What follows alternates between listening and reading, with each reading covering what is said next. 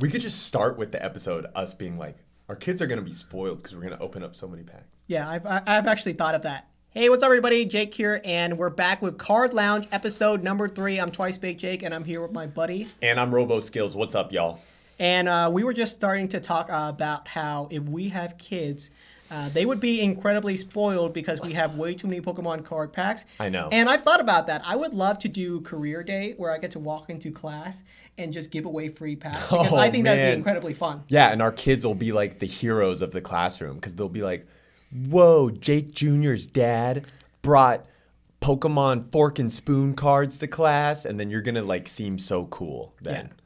Yeah. I will have to work on that. And my partner and I have had those discussions is, hey, once we have kids, how many packs should we give them a week or something like that? It'd be kind of fun to give kids packs as like an allowance or something like that. Yeah, I mean, as long as, I'm thinking like if my kid does his chores, he's got to get all A's in school. So, right, it's like I remember when I was a kid, if I got all A's on my report card, that was how I got a Gameboy game, and back then those were like $30 and like, but as a kid, you're just like, that's how I got to get my new toy, or that's how I get an N64 game. I have to get good grades. And it did motivate me to study and work harder because I wanted the games. You're lucky when you get an allowance because I didn't even get an allowance. You didn't get an allowance? We were so impoverished, I did not get an allowance. So you don't know that much about like my childhood. Yeah. But I grew up with a brother and sister, and the three of us would share a bedroom because we didn't have room for multiple bedrooms. So I had a shared bedroom for like most of my life. Really? Yeah. Interesting. Okay. Yeah, I mean, I had my own bedroom. It's interesting to see where we are now because we were like first generation immigrants, and we are definitely living comfortable right now. We're not rich by any standard, but we are comfortable enough that we can buy Pokemon cards and talk about our podcast. And okay, maybe I'm a little bit privileged. Never mind, guys. I'm a little bit privileged. Well, it's funny because, I remember as a kid, I didn't, my parents weren't like, both my parents are immigrants as well. So, yeah. But then I do remember like, I don't know, my dad got a promotion later and then we ended up moving to a bigger house. But I didn't grow up with, I remember kids I never had a Super Nintendo. Sure. I eventually got an N64, but also even before that, with packs, I didn't get a lot of Pokemon card packs when I remember really being into it and collecting it. You know what I had? What? Hand-me-down packs or cards, because I had cards that my brother or my cousin didn't want, and that's what I would get as a kid. I didn't even get packs.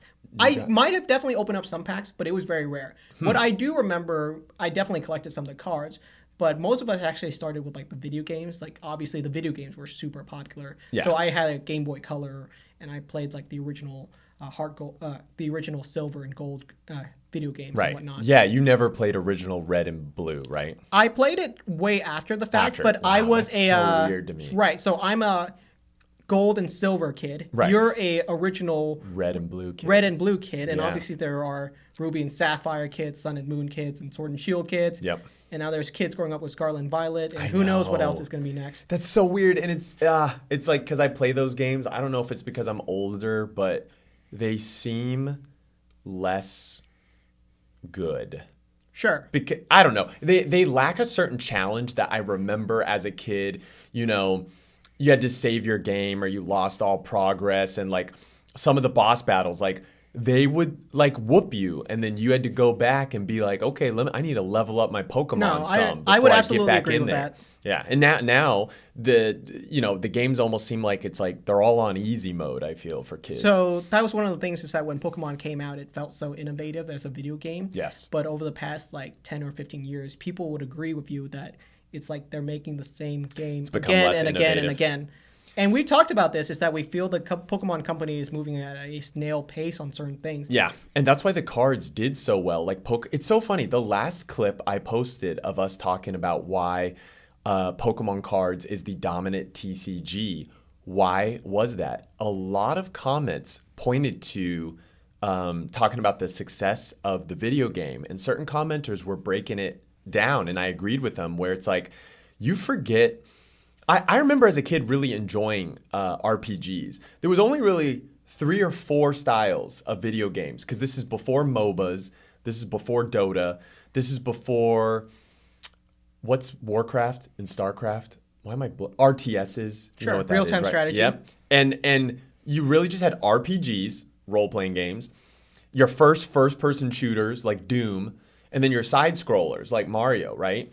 And Mega Man and Sonic. And you know, Pokemon was an RPG, but it took the leveling mechanic to these creatures and they evolve and get more powerful. So instead of buying like, you know, I remember Final Fantasy was like, oh, you go to the next town and all the iron, instead of your characters having iron sword and iron armor and iron helmet, you get steel armor, steel, you know, and then it becomes like a bigger metal, you know, and then it becomes mithril, and that was like the highest tier. But Pokemon really was revolutionary in like, oh, you get 4 attacks, your Pokemon level up, that's how they get stronger, their stats go up. You need to have your stats go up for your team. You send out your team to battle other Pokemon trainers' teams, and then you progress through these gym, you know, collect the gym badges, and like that was so revolutionary for its time if you think about it. Yeah, we obviously as collectors, we have a love-hate relationship with the Pokemon company. I know. Where they do a bunch of really cool stuff,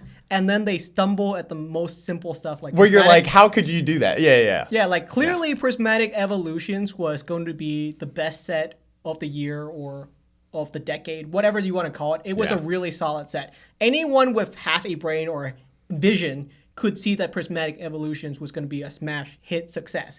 So why could the Pokemon company not see that and just print quadruple and just print money? Right. And they know, like, are they afraid of overprinting? Like, no, they know it's going to sell. They don't have any products sitting at distro that haven't sold, but it's just like, it is funny how you look at some of the business decisions the Pokemon company makes and you just go, oh, I don't have a business degree and I'm not a C-level exec, but I clearly know what the right call would be to make there. Like, how could the professionals not know? But you know, I don't hate them. There are things that they do that I think are great, or things that they don't do that I think are great. For example, if they were a profit-driven company, they would be making numbered cards. They would be making super rare $1,000 booster packs. We know trading cards or businesses in sports or in TCGs that have done numbered cards or have done $1,000 booster packs or something of that nature, where it's really focused on generating revenue. Right. If the Pokemon company did that, could they probably sell those packs out? They could, but I think right now they're not doing it because they believe so long in the long-term vision of their company that they don't need to do that. Yeah, right. Because they would be, other companies have to do that because they're trying to be they're trying to be like Pokemon. Pokemon is in the number 1 spot. And to, you know what, a lot of people have said this. I think a lot of like collectors know that this kind of makes sense and that it is hard to be innovative, even if you are such an innovative company like Pokemon, when you've been in the number 1 spot for so long. Like, competition breeds innovation, right? That's why the free market. But no one is even coming close to competing with them. So they don't have to try so hard to be ahead of anyone. And that's why there's a lack of innovation. The game Pal World came out last year. Yeah. And it was a smash hit. Yep. And the Pokemon community was cheering for it. They were like, good. Give them some competition. Make the Pokemon company work for our money. Yes. That's so funny. Yeah. And it was met with a lawsuit, I think, right? Like, they strategically ended up suing them later, but that's how you know they were threatened by them. And I do remember, you know, I didn't like invest hours into that game. I remember when it came out, you know, people played it and everyone was like, oh, this is like kind of more fun than a Pokemon game. Maybe you can take like the AK-47s out and I don't have to shoot this giant Electabuzz rat that's clearly just a Pikachu Zekrom knockoff. But I could, if Pokemon could create a game like that and maybe like, you know, use water guns instead or something to, you know, just create that. It was maybe more fun than Scarlet and Violet and Sword and Shield, I would say. Yeah. Sure. So just to bring us back into the hobby a little bit, you and I have been going to a couple of trading card conventions. Yes. And we were talking about this a little bit, but the vibes at conventions for trading cards has completely chain. So I have a yeah. recent convention experience. You had a recent convention experience. Just to kick us off, Yeah. right? At my convention that I went to here in Las Vegas, the line was out the door. Right. Which one was it? It was Front Row Card Show. And I talked to the people at the casino, and they said in all of their years of working at the casino, they have never seen a line this long. The longest line they've ever had in their whole entire casino for, how many concerts or events they put together. Yeah. The card show had the longest line. Wow. That's impressive. I mean, I get it though. Front Row is a great show. I've gone to one with you when I first was, coming to Vegas to look at some stuff and look at some housing. And I just remember thinking, this is a great show. The setup is nice. I mean, it feels more cozy, or like it just feels nicer than like say the National, which is like the longest running card show I think in America. Mostly that started and centered around sports, but I think if they don't start catering to something big, like I would argue the Front Row card show probably, with how busy it looked, from what you showed me, kind of feels more like I'm sure the numbers would say that the National was more busy and it is a bigger show. I get that, but it's like ratio wise. Plus that show's been around for, speaking of, card shows, like that's a sports card show. And then there's the one that the Fanatics guy threw, Fanatics Live. Is that what it was called in New York?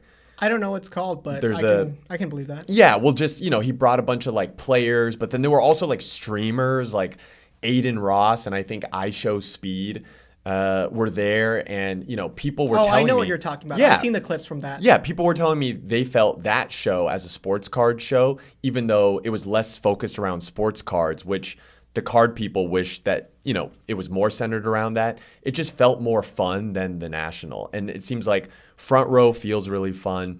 I was just at Hawaii PopCon, was super fun. Yeah. Thoroughly enjoyed. Me and Eileen had a great time at that show. So can you explain to me a little bit about Hawaii PopCon? Because I've never been to it, but how much trading card is it? Is it anything else? Is it anything anime related or anything like that? What kind of people go to it? What kind of event is it? Yeah, sure. So Hawaii PopCon, the way I got introduced to it was through Island Grown. Shout outs to Island. Brian's a good dude, and there's a card shop. There's the Aloha Card Shop. I don't know all the partners involved, but I know that through that shop they kind of put on that show, and it's a great show and great shop, and the shop owner is super cool. Everyone that he gets to be a part of the show, super respectable and just great people, and they run a show, keep it as organized as possible, and you know how hectic things can get, and I'm sure they get pelted with questions and people pestering them, but it really is a great show, and it's mostly centered around cards.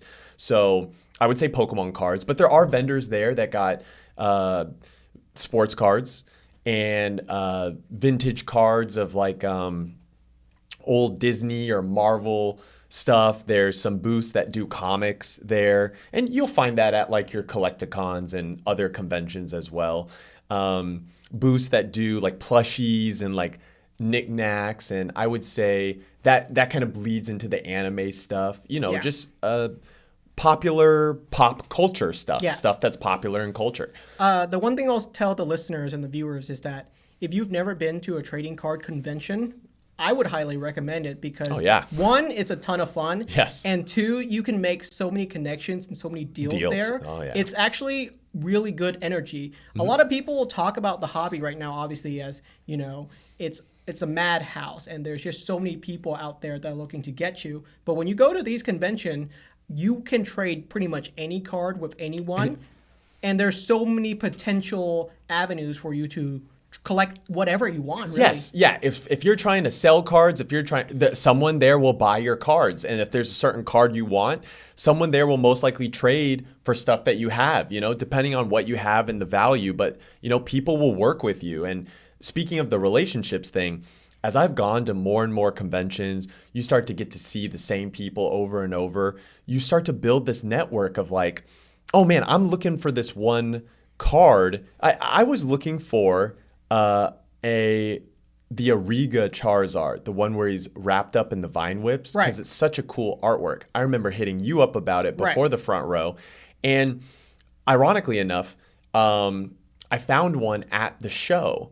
And it was because I know enough people now, and I had asked certain people, and people at booths were like, oh, let me talk to this booth for you. Or, oh, I know someone that said they saw a guy that was showing them that in a binder. He talked to this booth.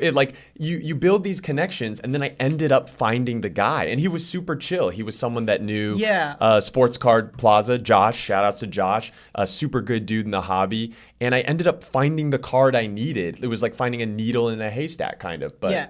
And that's what's cool about these conventions is that you're surrounded by other vendors, but these vendors are straight up hobbyist guys. Right. They're happy to help you out with your collection. If you walk around and ask them about a specific card, even if they don't have that card, a lot of them are willing to look around for you, ask around. Right. That's how the hobby works right now, which is so communal. And because you'll help them too. Like I know they know that I know people in the community, and if they help me find this card, I'm sure they understand that, if they're hunting for a card one day, they can most certainly ask me. And it's like, if I know someone that's selling it, or I know where they could maybe find it, I'm going to help them in the same way. So it's like you get this big community of people just trying to help each other to find all the cards that we want in our personal collections. Yeah. So when I go to conventions, sometimes people ask me what kind of cards I'm looking to pick up. Yeah. And it's very dependent, right? There are cards that I'm looking for my personal collection, but I'm also opportunistic. If I find a cool card at a great deal, I'm going to pick it up because maybe I can use it for a giveaway later. Maybe I can use it for a trade later, right? It's an open field for me. So there are cards I'm looking for my personal collection, but if I see a good deal, that's usually what people just want, is to have some fun. I'll ask someone, hey, how much is that card? Oh, are you willing to trade it? Are you willing to sell it? It might not be a card that I'm looking to pick up right now, but if I could pick it up for a good deal and give it away to someone down the line, or if I know someone that is willing to trade it with me, I can build up my collection. And that's what can happen inside of these conventions, that you just can't get that avenue in any other space right now. Right. And it is really cool that it's like the amount of unique stuff that a convention will provide. I feel like as conventions get bigger and bigger, they try to add a little thing that kind of separates themselves from the other card conventions that could happen locally, or, just nationally, who they compete with. Like I think a Burbank card show, which is now called the West Coast Card Show, was something where they've only done like a handful, like 3, 4, 5 shows, but every one got bigger than the last. And then it's like, what can we add, or what can we do differently to make it better? I know one of my favoriteest things about Hawaii PopCon is, I guess they know, or, through the people running it, they're connected with Mitsuhiro Arita, who's one of the OG artists for Pokemon, and he's the guy that drew the OG Charizard. So I don't actually know this, but I know you went to Hawaii PopCon to get some artist signature. So did you get their signature, and whose signature did you get? Yeah. Well, so I got some signatures on Pokemon cards. Okay. That was by Arita.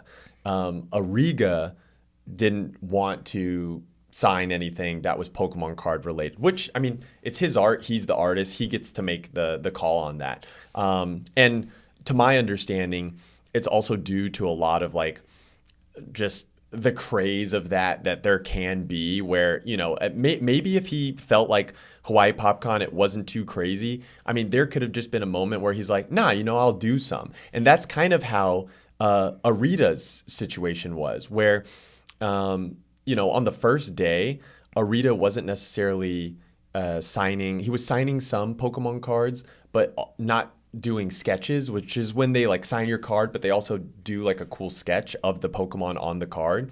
And then the next day, he just felt like he was going to do some. And then I was able to get a Charizard sign. I remember last year I got a Charizard sign, and the Charizard I got signed was my original Charizard that I pulled when I was a kid. Yeah, so that's from base set. That's a meaningful card to you. Very meaningful, yeah. This is a question I actually get all the time is, hey, what's your opinion on autograph cards or artist signature cards? And it's very interesting because the value of it is going to be up to you. Some people don't like their cards with autographs on them because they think it impedes on the card or blemishes the art or something of that. And that's a fair assessment. Yeah. And if you want your cards autographed, you can have it autographed. It's going to be up to you how you want your personalized collection. Right. If you want to autograph from I think it's the way I think about it personally, so I can only speak for myself. And it's like, I think it's really cool when an artist has autographed their piece of work, their art. But it's not even, in the same way I think it's cool a sports card player, like someone that plays sports. If Kobe Bryant signs your Kobe Bryant card, that's pretty cool because it's like, oh, this card is Kobe Bryant. And like, look, there's the athlete and he got to sign my card. It means you kind of got to meet the person. It was like this memory where I actually got to, so Arita actually also spent some time doing some signings, after the card show too, and kind of got to just like talk to him a little bit, but you also kind of get to watch him work. So it's not even about the signed cards. Like that was more so an addition. And what I mean by that is like, you could have him sign a personal item of yours, and that just happened to be a Charizard. But really, what he was doing at the show was selling his artwork. So you could buy his artwork or whatever, but he would do these 15-minute Shikishi boards. You know what a Shikishi board is? Is it a little whiteboard where the art... Those are cool. Yeah, it's this square, but so what's so crazy about this and what you're actually buying, you're not paying for his signature on a Pokemon card. I think the main thing that's really important, or what's so cool, at least what makes Hawaii PopCon really cool and special, is like you're waiting in line and you get to meet Arita, and he starts with this Shikishi board. It's a blank white canvas, and you watch him kind of like do these lines where you're kind of like, oh, this seems, I don't know, simple. It's like, okay, he's got 15 minutes to draw something for me, and you give him words of inspiration. So you give him like 4 or 5 words, and that's all you kind of say, and then he's going to draw you a piece of unique art, which is essentially a one of one because he's not going to draw that thing for anyone else ever again. So it's very cool for an artist to do that for you anyway. But then you get to watch him do it, and then that's when you go, oh, I don't really know shit about art. Because it seems like the simple lines, he only uses like, he uses a lot of different pens because they're all different like thickness. Sure. But it's all black, gray, like there's no other colors, right? But to add depth to the artwork, he uses different like, from white to black with gray and dark white and light gray, just everything in between, and starts to draw this thing. And then you see the image kind of appear before your eyes. And it's really cool to just like watch, really. So I thought that was something that like I really enjoyed. I enjoyed it last year as well. And then, as really just a thank you, you get to, and you getting to meet him, he'll sign a personal item of yours. And it can be whatever. Like he could sign a T-shirt or a napkin or a postcard. So what you got signed? Well, I think most people choose a Pokemon card just because he's such a prominent Pokemon card artist. Cool. So I got a Charizard sign. Like Eileen, she got a Rayquaza sign. Nice. And it's just so cool looking because he also did this like very detailed like Rayquaza sketch on it, and it just looks so cool. He's just such a good artist. So it's like, I don't know, he's just one of the best. Like you look at him when he's drawing and you're like, oh, I can't do that. That's amazing. If you guys didn't know, Mitsuhiro Arita, I don't think we've mentioned this, is one of the original OG Pokemon card artists, and you have seen his art. So that's why Rob is having such a memorable experience getting this experience with Mitsuhiro Arita, because he is the Pokemon card artist. Yeah. So how's your experience with Ariga? Oh yeah, Ariga was super cool too. Just with Arita and like I'm sure maybe you'll see some cards thrown up on screen, but he did the OG Charizard, the OG Venusaur that we all know and love. I think the Gyarados too, Yep. just classic Pokemon images we all have in our head. He drew those, so super talented, super amazing to meet him. Ariga was also super cool. So even though he wasn't signing Pokemon cards, he's done a handful of Pokemon cards for the for the company, and I actually really like Ariga's art style because Ariga also has done one of my favorite Pokemon cards of all time, which is, can you guess what it is? Is it a Charizard card? It's not that Charizard card, even though I love his Charizard card. I'm not sure what it is. Tell me. It's a Pikachu card. Oh, interesting. Yeah. I cannot guess what it would be. It's the Battle Festa Pikachu. The 20... Oh my gosh, I don't want to get this Can I guess? wrong. Yeah. I actually don't know which one. 2016 is one of your favorite, but that's by Naoki Saito. So I'm not Correct. sure. That is one of my favorite cards. Maybe if... That might be... Right. It's definitely my top 3. This one is in my top 10 because I just love the Battle Festas. Okay. He did the 20... Is it the 14 or 15? Is that the one with the Gengar? Correct. Yes, I know that one. He did that one. That is a really cool one. Exactly, and he drew that. And the way the Pikachu looks in it is just so his style. If you see his other cards, he draws things very like almost like chubby, and cute, but not overly cutesy. He's just got this like way with his angles and how he uses his pen. And so that was really cool. And that I got to get a Shikishi board done by Ariga as well. Nice. Now, what I did, because he wasn't necessarily drawing any like Pokemon related stuff, Right. what he's actually most well known for, he's the most prominent artist for Mega Man. Okay. Did you know that? I didn't know that. Okay, so it's not like he like created the image, But he's a when professional Mega Man artist. like Right. when you see Mega Man for advertisement Sure. or in the video games, and like the image with the blue helmet and the blaster hand, like how that's drawn and how we all think of it, like he draws that for that company. Sure. Which is that Capcom? Yeah, it is I think, Capcom. right? I think Capcom.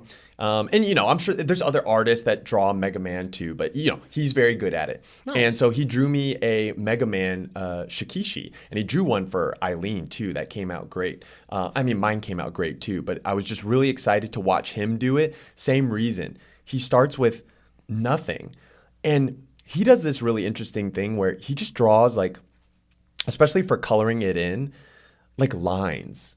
Okay. Like the whole image is just like he'll draw kind of framing the character and how he wants it all to look. But even the color of the blaster, the red. So you got him to it's draw just- Mega Man. Yeah, it's like a personal Mega Man, Cool. like one of one, just for me, based on how I described like Mega Man to him. And You had he- to describe Mega Man. so what you could do with Ariga was you kind of gave him some words of inspiration too. But there was also this image I found online. I think it came from an old comic book image. Well, if you have that image, we'll have it on the screen for the viewers. I do. And I showed him that. But then, his person, and I knew this, is like, because he doesn't speak English, or maybe not much, but Japanese is his primary language. His translator, I guess, was like, well, he didn't draw this exact image. And I was but like, he can do a rendition or homage of it. exactly. And I was like, no, I don't want him to do it exactly like this. I want his version of how he would do it in this like style. So that's very cool because you literally have a one of one from Ariga right Ariga now. Yeah. That now- is just cool, and that's personal. Exactly. It's a really cool piece of artwork. I watched him do it from start to finish, and kind of the same thing where like when he started, I was like, what is this going to turn into? And then after like 15 minutes, it was just, you're like, oh, it's a piece of art. Like you see the hands and the eyes and the depth, and you're like, how did he just do that from nothing? It's crazy. So that is literally a cool experience, and I love you for sharing that. Yeah, and super cool. Those are the kinds of things that are happening right now at trading card convention. Yes. So I think that's a really cool, like, positive thing that's happening right now in the hobby is that conventions are still really cool. Yeah. People might think that they would be a riot considering all the things that's happening right now, Right. but they're actually pretty chill and fun experiences. You might think there's a bunch of crazy stuff that happens at these, but everyone's there is pretty helpful, even with the amount of vibe and energy happening. And I will say the energy at trading card conventions right now is kind of wild. And you've noticed the change if you and I have been to multiple conventions. And I'll tell you, when you went to a convention 6 to 12 months ago, if you wanted to trade a card, some people might say, I don't know. They might be a little bit hesitant to trade certain cards at certain values. Yeah. But right now, the energy is so strong that if you're looking to trade a card, heads start popping out and eyeballs start looking. And they're like, do you want to trade? Do you want to trade? Yes. And people are much more excited to trade or add cards to collection right now because there's so much energy happening in the hobby. Yes, I feel it too. Also, along with that trading, I've got a lot of vendor friends or just people that vend at card shows.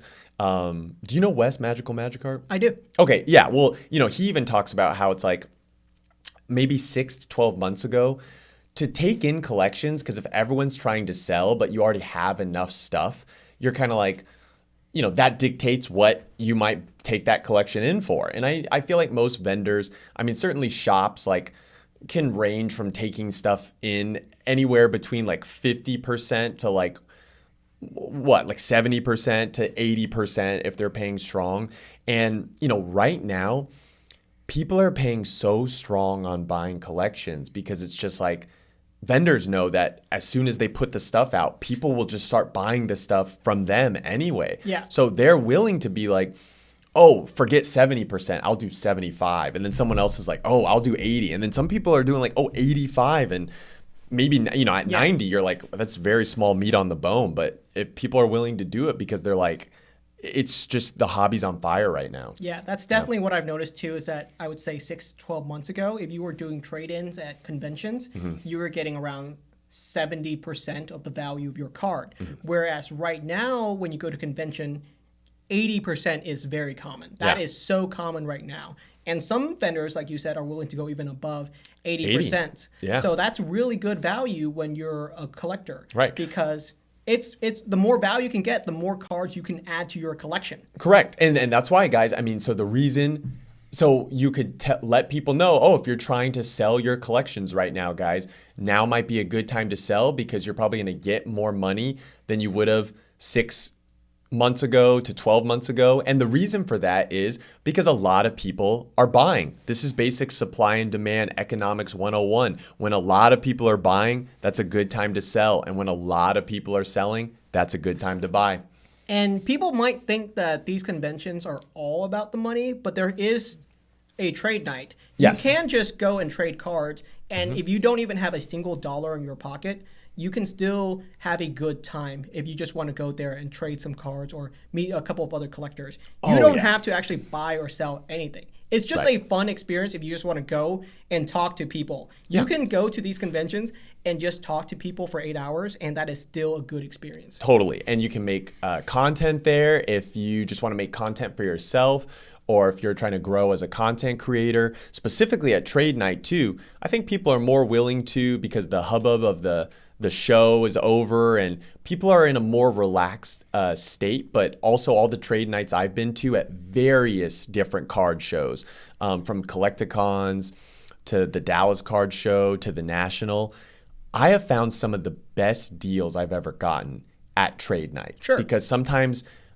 vendors are all at the shows, right? And vendors will come to trade night and they'll kind of maybe have a case of their slabs or cards and they'll kind of spread it on a table. But a lot of people just going there, like you or me or other, I don't know what you want to, con goers that aren't vendors, they'll kind of find a table or find a corner on the floor and take out their collection and kind of be like, hey guys, I'm open to buy, sell, or trade. And you can see stuff that's very unique because that person all day was just walking around with it. You weren't going to see that on the showroom floor. But suddenly at trade night, everyone's got their binders open, everyone's got their, cases open, and you can see this whole new selection of cards and slabs that like you didn't see before. Yeah, so that's actually a really cool experience at convention is that you might go to convention and some random guy could just have $100,000 worth of collection right in front of you. I know. When I went to Card Party, I was able to take a photo and hold up a illustrator Pikachu. Oh, me too. And I thought that was a super cool experience because obviously I'm never going to own that card. Yeah. So this was my only chance to ever hold one of these cards ever. So I thought that experience alone was fun or worth it. Right. Because when am I ever going to hold $1 million Pokemon card? Exactly. You know what? I did the same thing with Mr. Fuji. Shout outs to him for, I think I've done that with the illustrator. And I always film a TikTok with him because he's just got such a cool collection. I think he had the Snap Pikachu at Card Party. And I filmed this like video where I'm like, oh, how much, can I see that card? And he lets me see it. And I kind of like pretend run away with it. And it always does so well. But it's just such a cool card because I mean, how many of those exist in the world? Right. Like, less than 10 or something? That have been found in the world. You know? Like the legend of like the Snap cards is that some cards are so rare, they don't even know if like one copy of it exists. And you hear like little whispers every now and again of like, this card might exist over here. Right. Well, that's how that Snap Pikachu was. And then it was like that copy was found. And I think maybe there was a second one that got unearthed. But like the fact that he could bring that copy and show it and be like, look, it's real. And you're like, oh, wow, this is like a piece of Pokemon lore almost. Yeah, that would be a card that I would love to hold. I've never held one in my hand. You didn't get to hold one at Card Party? No, but I would be down to at the next Card Party. I don't know if he'll bring, do you know Mr. Fuji? Not personally, but if he's there and if he's willing, I would love to take a photo with him and say hi. Are you aware? You know what he looks like, right? Yeah. Kind of? Okay, yeah. Yeah, he's a cool dude. Very cool. Okay. I think he started his own or he's kind of partnered or in relation to a con in, he started one in, I can't remember if it was like France or Italy. I think France. But just for the point that I'm trying to make is that if you're listening to this, whether you're in America or you're in Europe or you're in Australia, because I've seen like, who's in Australia that we know? Unlisted Leaf. I know he's in Australia. Like Unlisted Leaf, yeah. Ando's in Australia. I know Poke Metro. There's a bunch of, but they go to card conventions there. And so I guess the point I'm saying is I've also seen a lot of stuff pop up in Asia where it's like in Singapore, in China, and just, all over the world right now, guys.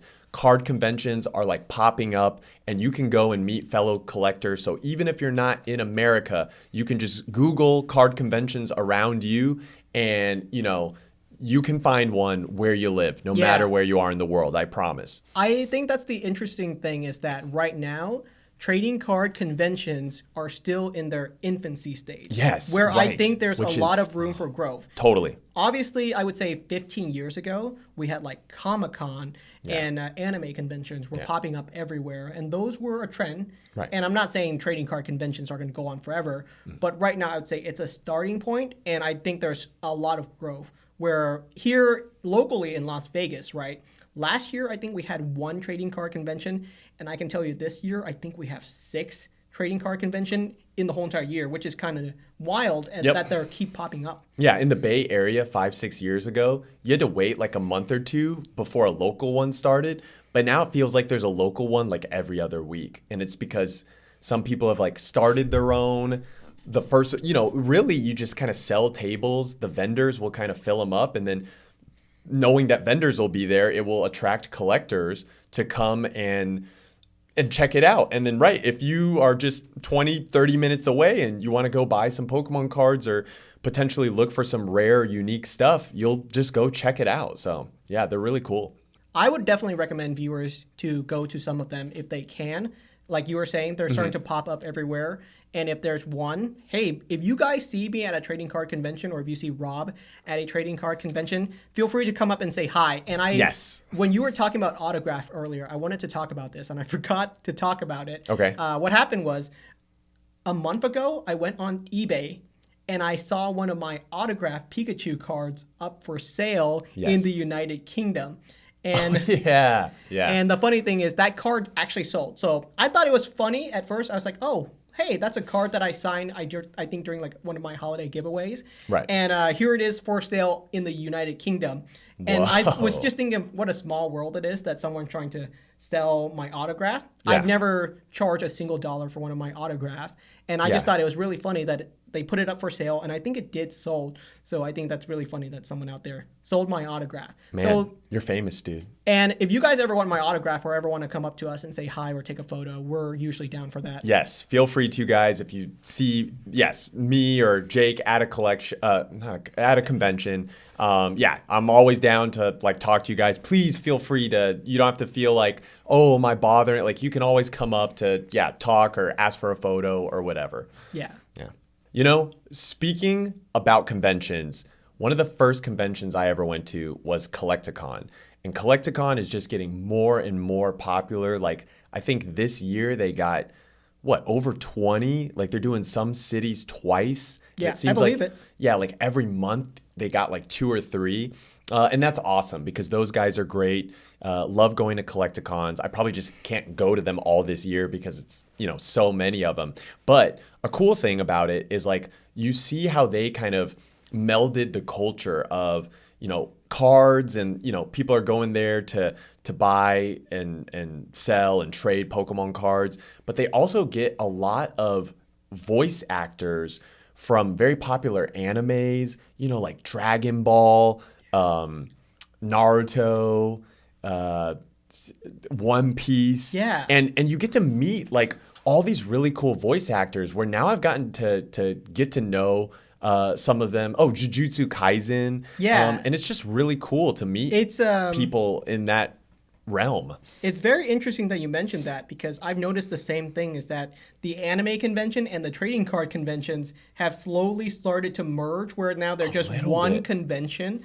It might become that in a couple of years where it's just one convention for both, which kind of makes sense because it's very adjacent to the kind of content that you might enjoy. Well, yeah, and actually, if we're breaking it down, because we view Pokemon cards and Yu-Gi-Oh cards, and actually pretty much everything except for Magic the Gathering, which was, I guess, technically the first trading card game. And that's honestly, I think that's why it has its own legs to stand on because, that's just a really great game and it's just consistently stayed good over time. But I would say Pokemon is an anime, if you think about it. It is an anime. Well, it is an anime. And Yu-Gi-Oh is an anime. And like One Piece cards, One Piece is an anime. So all cards really come from animes, really. Again, I just want to bring this up because I've been asked this question before is, hey, I got this card signed by the voice actress for Ash or Misty or one of these other anime actors. And they ask me, what do I think it's worth? And I say, whatever you want it to be worth. It's up to you if you think that's a cool card or not. Yeah, I think it's cool to get on cards. I mean, it's how you want to remember that card or like who is signing it and your interaction with that person. So, I think personally for me, like on Pokemon cards, I get a lot of the artists like autographs on them. But what's funny on One Piece cards, because with Pokemon, the voice actors are so like Veronica Taylor was the original voice actor for Ash Ketchum, and then it became Sarah Nattichenny. I've met them both. They're both super cool, super awesome people, and you get a lot of Ash or Pikachu cards I've seen signed by them, right? And that's cool because it kind of like ties the history of the show to that card. And I like doing that in One Piece because in One Piece, for One Piece cards, like I guess for One Piece cards, you could figure out who it shows the illustrator of the cards on it. But really what has drawn me to love the characters from watching the anime, I'm still trying to make my way through because I want to watch every single one. I don't want to skip. I'm trying to get into it too, but it's a long challenge. One Piece is a mountain. Yeah, it's a mountain to climb, but I'm gonna do it. I think I'm almost at the end of Punk Hazard, but it's a great show, great anime, And the voices of the characters are really what like draw the emotion and like make me really feel for these characters in the show. And so I feel like it actually means more to me to have like a voice actor sign, a card where like I've gotten like Erica Schroeder. She's super Right. cool. I've met her, and I also have an autograph card by her because you recommended it, and I still have it in my collection. I think it's cool. Yeah. She would. So I watched One Piece when I was a kid. It used to be on the 4Kids TV. It played through that network, and they kind of like changed some things, and I don't think it like carried on past like a couple seasons. But also back then it didn't have this catalog that it has now. I think Colleen Clickenbeard is the new. Or she's the current, has been the longest running voice of Luffy. But I haven't met her yet. I'm sure like to get her to sign a Luffy card would be really cool. But I thought it was really cool that I got Erica to sign one of the first ever Luffy cards for the One Piece trading card game. Because I remember her voicing, like I remember her voice as Luffy. And I remember watching I remember Zoro, the person, do you know who voices Zoro? I don't. It's Chris Sabat. It's the same guy that voices Vegeta for Dragon Ball and All Might for My Hero Academia. Oh, so that's quite the catalog. Quite the catalog. I mean, to be a voice actor in any popular show, to just voice a main character is a big deal. But he's like three main characters in three of the top most animes of all time. That's huge. The one thing I'll say is that I'm cheating a little bit because obviously I want to be a part of the community. Boo. So I have jumped around a little bit to get some of the juicy pieces in One Piece. Okay. Where I really like the Marineford arc. Yeah. And that was so good. I watched that because I just wanted to watch that. Oh yeah. I mean that's like one of the more pivotal moments. Marineford. Oh, where were they were stuck in a prison? Robin at Water 7. In Impel Down. I watched the Impel Down arc, and I really liked that. Well, yeah, it kind of goes Water 7, where they're trying to, like, save Robin, and she has that iconic moment where she's like, I want to live.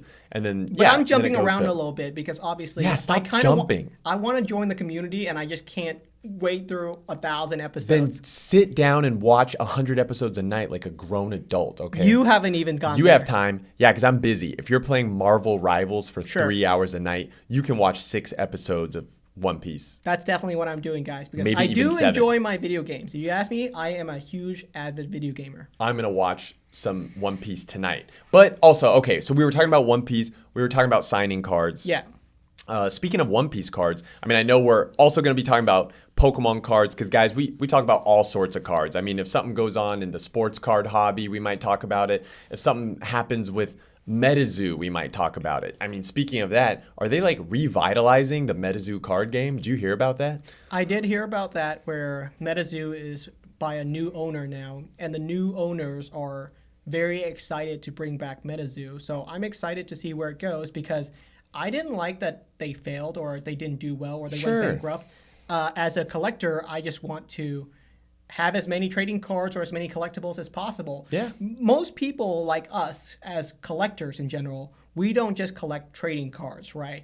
I collect a bunch of other stuff that is not trading cards. I have comic books, or I have Yu-Gi-Oh! Or Magic cards, or I have signed vinyl records, or all kinds of cool stuff. And I know you're very similar, where you don't just collect trading cards. We collect all kinds of random things that we just think are cool. It's true. Yeah. I got Jay-Z's rookie card.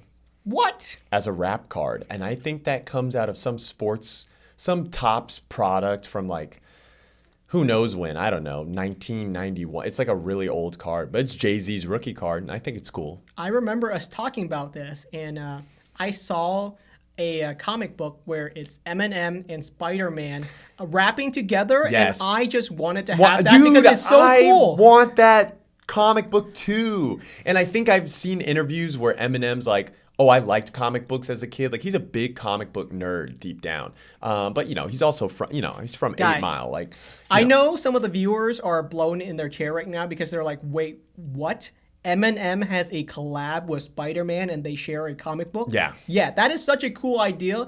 And that's something that like you and I as collectors would just want to have. It's an because expensive neat. comic, I think, but Yeah. I don't collect comics in any way, shape, or form because I think cards are just smaller and cooler. Although no shot at comic book collectors, that's a huge market. I mean, look at Comic-Con. That's like Right. essentially what started Comic-Con, right? It's like comic books and comic collectors.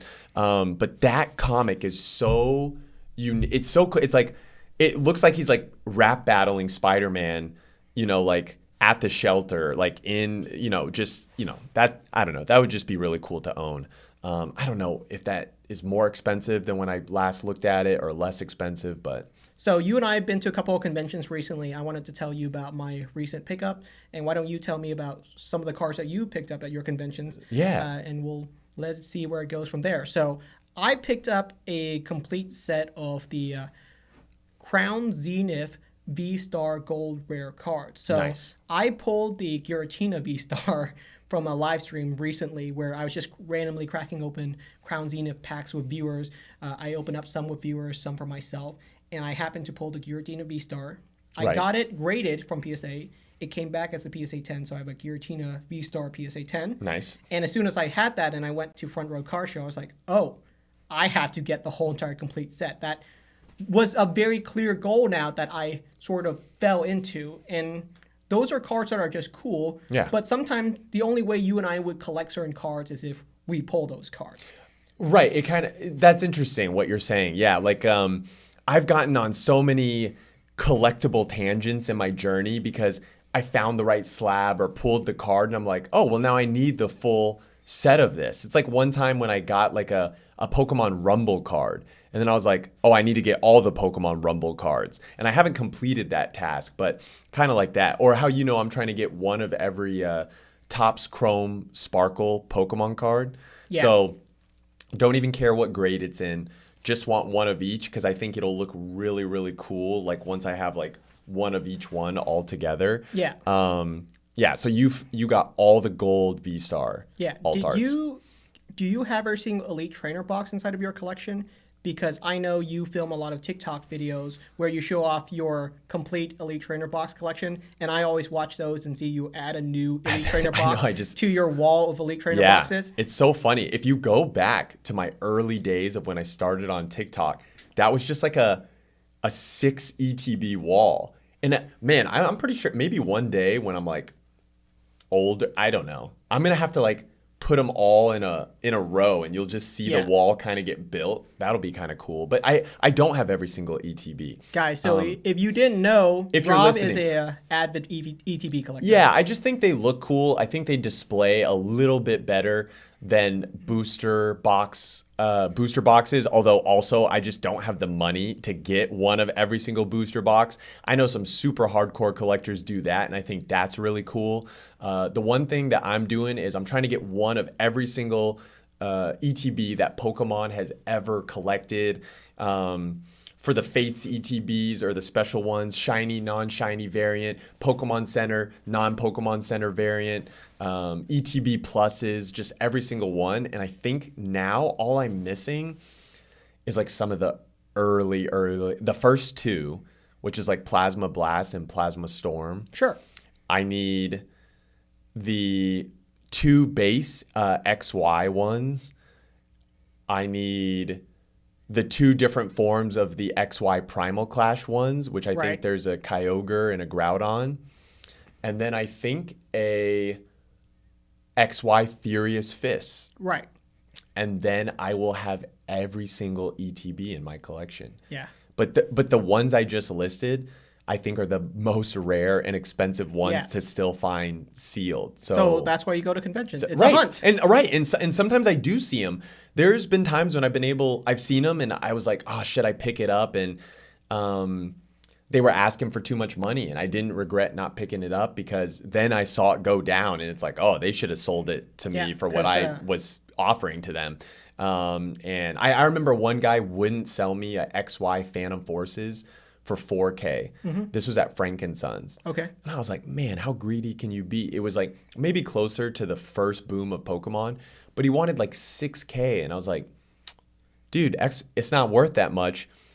And then I picked one up later for like 1,800, and I was like, I bet he wishes he sold that to me for 4K. Yeah. Yeah, actually, maybe even less than 1,800, because I like bought some with a friend. But anyway, it's like, yeah, I try to go to conventions to pick up or find stuff like that, because maybe some vendor or some collector will just have one that he's trying to sell. One thing I was really glad that I found at Hawaii PopCon was the reverse hollow Legendary Collection Charizard. Nice. I found another one in a PSA 1, and I have like a couple of those in PSA 1 just because they display so well, and they just look really good. They're really cool. PSA 1s are cool. Yeah, yeah. And so I'm happy I found one of those, and really just happy I found the Ariga Charizard where he's wrapped up in the Vine Whip. I actually made a TikTok of some of the cards that I picked up from Hawaii PopCon. Okay. But dude, it's still in my drafts. Okay. And I was working on editing it, and then TikTok went down. Okay. So yeah, that was a debacle. Yeah. A what? A debacle or debacle? You mean a debacle? A debacle. You know what's so funny? It was a debacle because man, I had a whole thing going on that day with like this guy. There's communication. I hope I'm not getting scammed. If I'm dealing with another scammer, that's going to be, okay. I mean, you guys will probably hear about it here. But that really pissed me off because it was taking so much of my time. You know when you just start talking to someone where you're like, am I potentially about to get scammed? And like conversation isn't just flowing the way that it should or how you know it to be done from the like previous 100 deals you've done. Sure. Yeah. So just saw some red flags there, but then it like really made me mad because it absorbed like the whole time of that day, and then TikTok went down. Okay. And I was like, dang, I didn't even get to download all my stuff that I've been working on for like the past 4.5, almost 5 years I've been on TikTok. I don't even want to ask, how many TikToks do you think you even have? How many TikToks do you have? Do you know? Like, just a guess. How come they don't have over 1,000? I think I'm currently at 770 YouTube videos. Okay. So I can believe you have more than 1,000 TikToks. Yes. Yeah, because when I first started, I would make 2 or 3 a day. And it's so funny. There'll be, people like, when you want to be a content creator, it's like good to post at least like 1 video a day. Like that's something Alex Ketchum always preaches. And I've been posting a daily video every day for like the past 3 years. So when TikTok was gonna go down, yeah, did you panic and try to save any of your old TikToks or anything like that? I mean, not really, because it's been under threat of them saying, so this is the thing with TikTok, right? Like, I feel like a lot of even the Pokemon hobby got revitalized by PokeTalk, which is, I guess, just the nickname that is like the Pokemon community on TikTok. But that's really just everyone, because so many people got on TikTok during quarantine, like during the pandemic, that like just the entire Pokemon community was just on there, and content creators were, being born left and right out of there to where like even like Collecticon, when you look at like a lot of the special guests that they started to invite after your initial like, inviting Leonhardt, inviting Super Duper Danny, inviting Real Breaking Nate, which you could say are like, they've been doing a long time on YouTube, right? Like then it was just, a lot of Poke Talkers were, there was me, there was Don Diego Trading. There just a lot of people from the TikTok community were kind of starting to show that like their content was kind of being the where a lot of the like eyeballs were going to. And I think that's also just because a lot of eyeballs were going to TikTok. And this was before like, YouTube had shorts and short form video, and Instagram didn't even have video, right? It was just pictures, which is so wild to think about because now we just see so much video on Instagram. But yeah, I didn't really act or download stuff because it just didn't seem real. Like, I think it kind of froze a lot of people. And they said it was going to go away on the 19th, but then they took it away on like the 17th or something. Yeah, it was very weird. I did see the news that because I do know other Pokemon content creators who use TikTok as well. Yeah. And it was very weird because I think it went down for like 12 hours and then it went back up. But TikTok put it down themselves and they brought it back themselves. So that was an interesting scenario. And then like both times they were like, thanks to like the graciousness of the future president, Donald Trump. Something Senior. like that. Yeah, it was like very weird. They were like glazing Trump so hard, and it was like, is this just a stunt? Like, what is going on? This was so like interesting how they were wording it. And then it was just like, so when it went down, I didn't know it was coming back the next morning. I was like freaking out. Oh, and shout outs, super big, awesome shout outs. To Danny Rion. You know her? Or Denarian? I do. I've seen her TikTok. I've actually reacted to her TikTok. Exactly. Yeah, she's a super good creator. Just super good person, but also just films good content that I think objectively is, very good and, enjoyable by many to watch.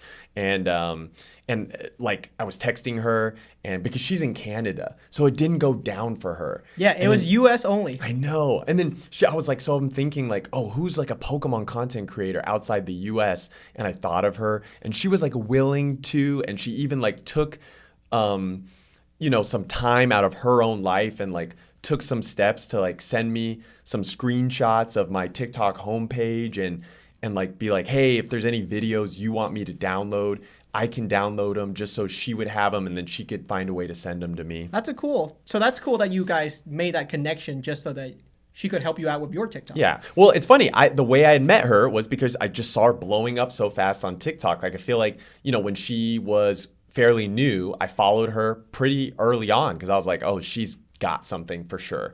And, I probably followed her when she was less than 10K followers. And now she's like, I don't know. She's pretty big. She's got over 100,000, I think. But regardless of her number, it's just that I think she makes good content. And I'm like, oh, I'm gonna follow her. And then I got to talk to her because I used to, before we had this podcast, I used to do a thing on Instagram where it was kind of like, just go on a live, but share it with the other content creator as a co-host because I did like that Instagram would like auto render the video footage and it would automatically be posted, but it wasn't super clean video and audio like what we're doing now. Sure. But it was a great way to just meet other content creators and people in the hobby. And so I actually got to talk to her and I think her boyfriend or husband, maybe now husband, at the time. And it was a great conversation. And sure. So, but then I met her and then, she was willing to help me in that way. And then it's funny. And then the next morning it was back. So I was like, okay, I don't need you to download anything. But just the thought that she would just really I was like, thank you. And like, I would, help her out if the roles were reversed. Yeah. So we've met a bunch of really cool people at trading card conventions. Yeah. We've made a ton of connections through social media. Fans and viewers reach out to me all the time. Yeah. I'm sure you get plenty of messages and comments as well. And connections is a great part of the hobby, and that's one of the biggest reasons why we enjoy it is that it's just a great way to meet other people. So if you guys ever want to go to a trading card convention, if you guys ever want to reach out to anyone, right now it's so much more robust to collect than it used to be 15 years ago, where it felt like something you had to do alone. But nowadays the community is so large, regardless of what social media platform, what channel you want to go through, what avenue you want to collect through, you can definitely collect with other people. Definitely. Yeah. It's the hobby is alive and thriving, guys. And that's how a hobby should be if you, want to be in it and enjoy it. Right. And so more collectors, more people, whether it's new kids with, their parents that used to collect when they were younger and now they're getting to share that with their kids, even people without kids, adults, it doesn't matter. I also think it's weird when people comment on people's videos oh, why are you guys still collecting a children's card game? It's guys, don't let haters like that bog you down. There's always going to be people like that. that I guess unfortunately are just miserable with their life, and they feel like they have to like put others down because it makes them feel better, and that's a whole like insecurity thing. So just know that. But if you go to any of these conventions or just through social media, leave comments on people's videos, start talking with people, you will find other fellow collectors that you can become friends with, and you can collect with them. They'll help you with your collection. You can help them with their collection, and you can really build some meaningful friendships in this hobby. Yeah. So that's pretty much it for today's video. We really appreciate you guys for being here. Yes. Thank you so much for being a part of our community, and we'll see you guys in the next episode. We'll see you guys on the next one. Thank you so much, and we'll see you guys next time. Bye.